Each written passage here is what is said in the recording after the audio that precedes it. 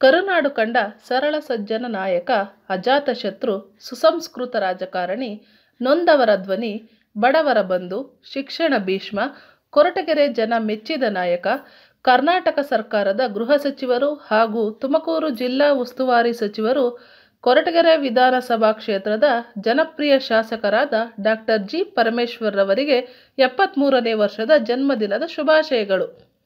ಶುಭ ಕೋರುವವರು Srinivas MS, ಗ್ರಾಮ ಪಂಚಾಯಿತಿ ಅಧ್ಯಕ್ಷರು, ಬೂದಗವಿ ಗ್ರಾಮ ಪಂಚಾಯಿತಿ, ಶ್ರೀ ಚಂದ್ರಶೇಖರ್ ವಾಲೆಚಂದ್ರು, ಗ್ರಾಮ ಪಂಚಾಯತ್ ಉಪಾಧ್ಯಕ್ಷರು, ಬೂದಗವಿ ಗ್ರಾಮ ಪಂಚಾಯಿತಿ ಮತ್ತು ಬೂದಗವಿ ಗ್ರಾಮ ಪಂಚಾಯಿತಿಯ ಸರ್ವ ಸದಸ್ಯರು.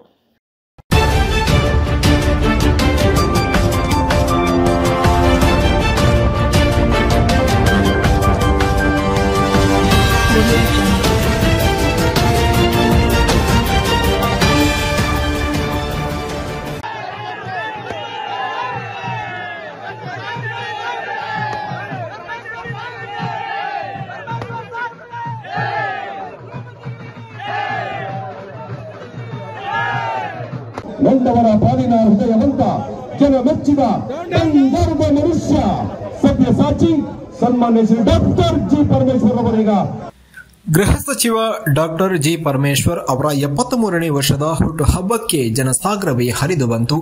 ತಮ್ಮ ನೆಚ್ಚಿನ ನಾಯಕನಿಗೆ ಅಭಿಮಾನಿಗಳು 73 ಅಡಿಯ ಬೃಹತ್ ಹಾರ ಹಾಕುವ ಮೂಲಕ ಶುಭ ಹಾರೈಕೆ ಮಾಡಿದರು. ಕೊರಟಗೆರೆ ಪಟ್ಟಣದ ರಾಜು ಭವನದ ಮುಂಭಾಗದಲ್ಲಿ ನಿರ್ಮಿಸಲಾಗಿದ್ದ ಬೃಹತ್ ವೇದಿಕೆ ಬಳಿ ಪಕ್ಷದ ಮುಖಂಡರು, ಕಾರ್ಯಕರ್ತರು, ಅಭಿಮಾನಿಗಳು ಪರಮೇಶ್ವರ್ ಅವರ ಹುಟ್ಟುಹಬ್ಬವನ್ನು ಸಂಭ್ರಮದಿಂದ ಆಚರಿಸಿದರು. 73ನೇ ವರ್ಷದ ಹುಟ್ಟುಹಬ್ಬಕ್ಕೆ 73 ಕೆಜಿಯ ಬೃಹತ್ ಕೇಕ್ ಕತ್ತರಿಸಿ ಪರಮೇಶ್ವರ್ ಅವರಿಗೆ ತಿನ್ನಿಸಿದ ಅಭಿಮಾನಿಗಳು, ಕಾರ್ಯಕರ್ತರು ಸಂಭ್ರಮ ವ್ಯಕ್ತಪಡಿಸಿದರು. ಜೊತೆಗೆ ಎಂಎನ್ಜೆ ಮಂಜುನಾಥ್ ಗೆಳೆಯರ ಬಳಗದ ವತಿಯಿಂದ ಬೃಹತ್ ಗಾತ್ರದ ಸೇಬಿನ ಹಾರವನ್ನು ಪರಮೇಶ್ವರ್ಗೆ ಮಾಲಾರ್ಪಣೆ ಮಾಡಲಾಯಿತು. ಬಳಿಕ ಮಾತನಾಡಿದ ಪರಮೇಶ್ವರ್, ಮುಂಬರುವ ಜಿಲ್ಲಾ ಪಂಚಾಯತ್, ತಾಲೂಕು ಪಂಚಾಯತ್ ಚುನಾವಣೆಯಲ್ಲಿ ಅತಿ ಹೆಚ್ಚು ಕಾಂಗ್ರೆಸ್ ಪಕ್ಷದ ಅಭ್ಯರ್ಥಿಗಳನ್ನು ಗೆಲ್ಲಿಸಿಕೊಳ್ಳುವುದೇ ನನ್ನ ಗುರಿ. ನನ್ನ ಗೆಲುವಿಗೆ ಸ್ಪಂದನೆ ಮಾಡಿದ ಎಲ್ಲ ಬೂತ್ ಮಟ್ಟದ ಕಾರ್ಯಕರ್ತರು ಹಾಗೂ ಮುಖಂಡರಿಗೆ ಧನ್ಯವಾದ ಅಂತ ತಿಳಿಸಿದರು.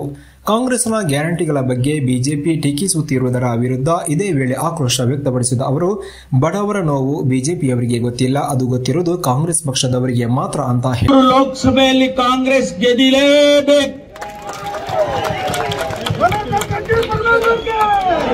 ನಮಗೆ ಆಪ್ಷನ್ ಕೊಟ್ಟಿಲ್ಲ. ಡೆಲ್ಲಿನಲ್ಲಿ ರಾಹುಲ್ ಗಾಂಧಿ ಹೇಳಿದ್ರು, ಇದು ನಿಮ್ ಜವಾಬ್ದಾರಿ. ಇದು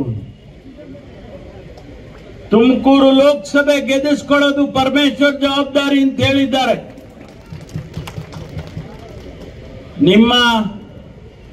ನಿಮ್ ಧೈರ್ಯದ ಮೇಲೆ ನಾನು ಧೈರ್ಯವಾಗಿ ಹೇಳೇಬಿಟ್ಟೆ ಅಂತ, ಆಗಿದ್ದೆಲ್ಲ ಆಗ್ಲಿ ಅಂತ ಹೇಳ್ಬಿಟ್ಟಿದ್ವಿ. ನಾವು ಗೆಲ್ಲಿಸ್ತೀವಿ ಸ್ವಾಮಿ ಅಂತ ಹೇಳಿದ್ವಿ. ಆಗ್ಬೋದೇನ್ರಿ? ಲೀಡ್ ಕೊಡೋದು ಅಷ್ಟಿಷ್ಟು ಲೀಡ್ ಕೊಡೋದಲ್ಲ, ನನಗೆ ಲೀಡ್ ಕೊಟ್ಟಂಗೆ ಕೊಡ್ಬೇಡ್ರಿ.